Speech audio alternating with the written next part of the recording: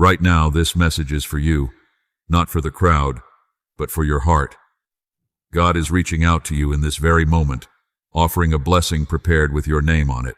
But if you ignore this, you could miss the breakthrough you've been waiting for.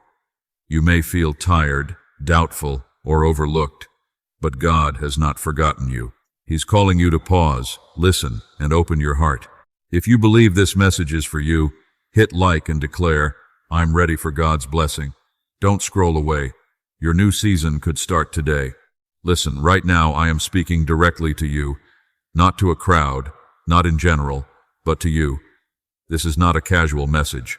This is a holy interruption, a divine warning, and a divine invitation at the same time. You are standing at the edge of one of the greatest blessings of your life, but you need to hear this clearly. If you brush this off, if you treat this as just another video, if you ignore what I am saying to you now, you can miss it. You can walk right past the very blessing I have prepared name on it. I see your heart. I see the weight you carry.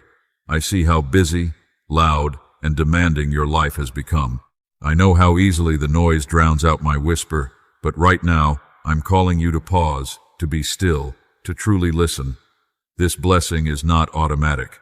It is not for everyone who merely hears the sound of my words. It is for those who hear and respond, those who trust and obey. If you turn away now, if you harden your heart, you are letting this blessing slip through your fingers.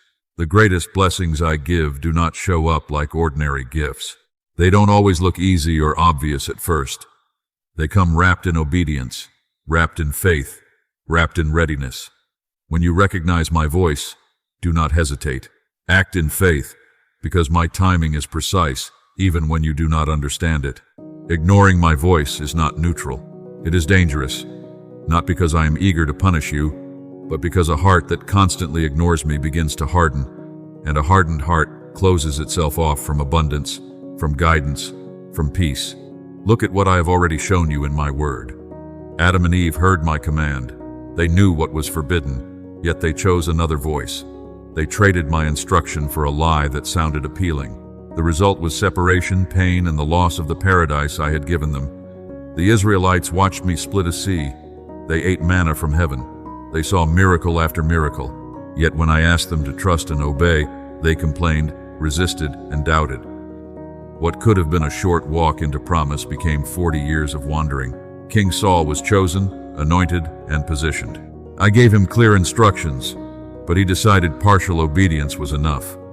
He listened to the pressure of people instead of my voice, and he lost an entire kingdom. These are not just stories from long ago.